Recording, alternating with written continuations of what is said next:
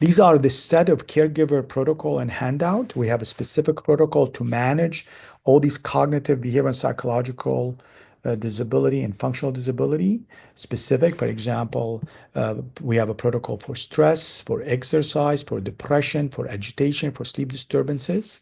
And every protocol has specific educational handout that we give to the caregiver and work with it. And the way this process work, we measure the patient biopsychosocial need and the caregiver through HABC monitor. If they score outside the green zone, then we identify which of the top 3 problems that contribute to them to being outside the green zone. We ask them which of the problem they want to work on, and then our coach or care navigator work with them every week for 8 weeks to see if they're able to coach them to cope with that specific problem or fix it. Repeat HABC monitor 8 weeks later. If it's in the green zone, perfect. If it's not, stepped care, add something or trying to fix that problem. The goal is to keep them in the green zone or bring them back to the green zone within 12 months max. This is the results of our ABC program. Over here is the result of the clinical trial that I told you showed improvement in behavioral and psychological symptom with number need to treat of 4. This is the result when we convert the clinical trial JAMA article to an actual clinical program. This is the saving that we published based on our clinical program, where on average there was around $3,500 per member per year saving, and a cost around $1,000, so net around $2,500. This is the recent result when we moved the ABC into the community, have very similar fidelity to our original study. And then I mentioned Agile Science in general, and over the next maybe 10 minutes or so, I'll try to give you some information about Agile Science. I'll start with definition, purpose, and outcome.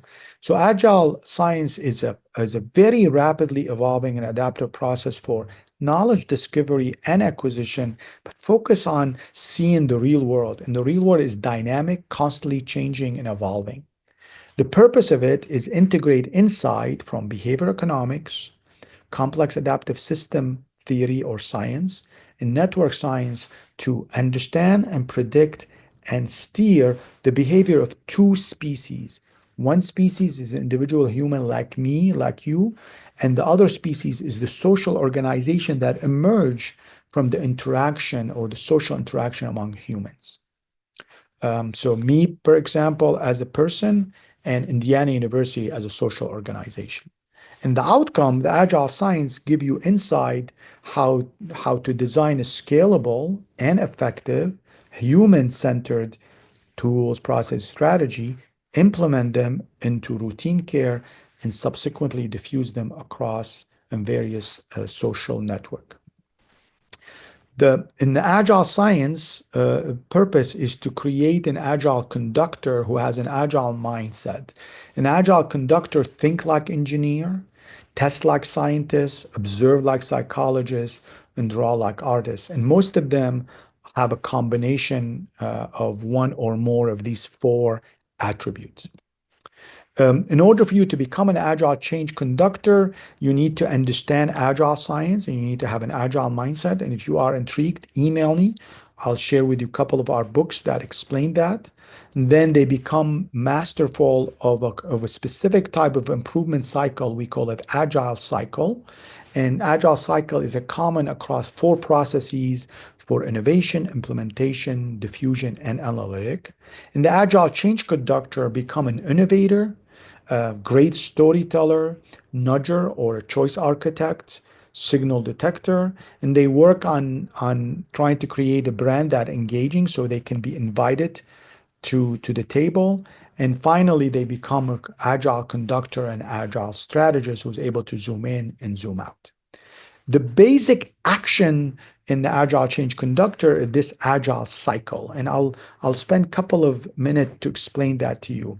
So the Agile cycle is very similar to PDSA cycle, Lean cycle, and other cycle, but with with a little bit of variation. So the variation we train our agile change conductor is not to solve a problem. There's no demand to solve it. So number one, as an agile change conductor, when you are facing a problem that require a solution, is to measure what is the current demand to solve that problem and differentiate, like I said before, demand from unmet need. When there is demand, then you try to allocate your energy in a very strategic way. You spend most of your energy on doing, or what we call it sprinting. That's almost 90% of your energy or your capital, and 10% on planning, reflecting, adjusting, which we call thinking. Now, you will be surprised. You say 90% on doing. That is absolutely, in our perspective, correct, but don't dismiss the 10% of thinking. And sometimes just a little bit of planning, doing, then reflecting and adjusting, that is what it takes to increase your chance of solving problems. So the whole concept of agile cycle, it built on failing, not fatally, but failing fast, cheap, and often. And by failing fast, cheap, and often, your chance of solving the problem get exponentially more.